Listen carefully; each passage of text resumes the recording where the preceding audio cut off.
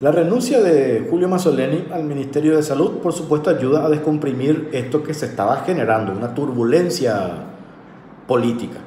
Mazzoleni se tuvo que haber ido ya el año pasado. Nosotros lo decíamos en un artículo en el diario La Nación, pedíamos la renuncia de Mazzoleni el 20 de diciembre del año pasado, por varias razones. Ya se le dio el tiempo suficiente, no tuvo la capacidad, como dice la doctora Rosana González del Sindicato Nacional de Médicos, de golpear la mesa para hacer cambios radicales que se tenían que hacer. Por ejemplo, no sé por qué demoró muchísimo para sacarlo a su director de insumos estratégicos. El doctor Neri Rodríguez ahora asumió el doctor Derlis León y ya se nota el cambio.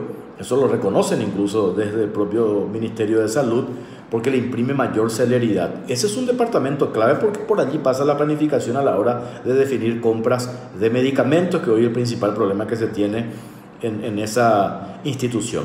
No lo logró Mazzoleni trabajar de manera coordinada con los gremios médicos, estamos hablando de sectores que forman parte de la comunidad científica, estas sociedades médicas que permanentemente emitían comunicados cuestionando la gestión del ministro. Y lo otro, ¿cómo es posible que el sector público no haya tenido la capacidad de sentarse a trabajar con el sector privado? Ese enfrentamiento subterráneo que existía entre Mazzoleni y las empresas proveedoras, ya sea por la deuda histórica o por lo que fuese, no había esa empatía. Entonces esta salida uno supone que va a descomprimir todo eso. Por eso la persona que ahora va a ocupar ese cargo tiene que necesariamente imprimirle celeridad en la adquisición de compras, definir la adquisición de la vacuna contra el COVID-19, reconciliarse con el sector privado y lograr esa empatía con los gremios médicos para poder trabajar de manera coordinada.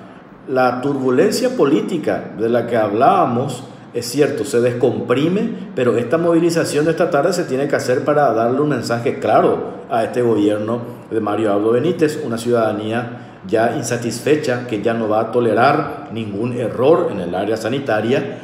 Y el presidente tiene que saber leer eso. También el mensaje de ayer de la Cámara de Senadores, 30 votos, las 6 abstenciones, inclusive de senadores que responden al oficialismo, no le dieron su pleno respaldo a Julio Mazzoleni. Y ese es un indicador de cómo se comporta la clase política en el Congreso a la hora de tratar un eventual juicio político. Al Paraguay no le conviene un juicio político.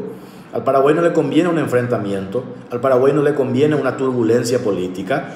Pasamos un año económico del año pasado en materia económica muy complicado. La economía no le conviene hoy una turbulencia política. El Paraguay necesita sabiduría, definir, solucionar hoy los problemas que tenemos en el ámbito sanitario, y hay condiciones para hacer eso. ¿Por qué? Porque se tienen recursos.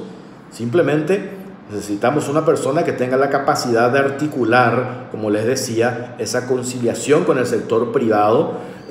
Hay una deuda con ellos, es cierto, hay que planificar cómo se cumple esa deuda y que las empresas productoras, los laboratorios que se encargan de la elaboración de medicamentos acá empiecen a trabajar y que no falten medicamentos en los hospitales públicos. Y después definir, con la ayuda también del sector privado, porque son quienes conocen a los proveedores, una fecha precisa de cuándo vamos a tener la bendita vacuna contra el COVID-19.